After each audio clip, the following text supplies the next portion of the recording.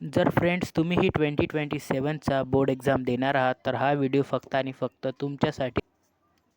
सगळ्यात पहिले तुम्हाला पूर्ण विषयाचा अभ्यास करायचा आहे, तेही इक्वल टायमिंग मेंटेन करून. म्हणजे 1 तास फिजिक्स, देन दुसरा तास केमिस्ट्री, मॅथ, बायो, असे करू करू 1-2 तास तुम्हाला सगळ्या विषयाचा अभ्यास करायचा आहे, रोज कंटिन्युअसली. पॉईंट नंबर 2, एकच विषय मित्रांनो दिवसभर घेऊन बसू नका, कारण यामध्ये खूप टाईम वेस्ट आणि तुमचंच लॉस होणार आहे. अल्टरनेटिंग विषय बदला. Then most important point number 3, MCQ. जर तुम्हीही PCM किंवा PCMB ग्रुपमध्ये असाल, तर पेपरमध्ये ओन्ली अँड ओन्ली 10 मार्क्ससाठी MCQज विचारले जातात, 4ही पेपरमध्ये.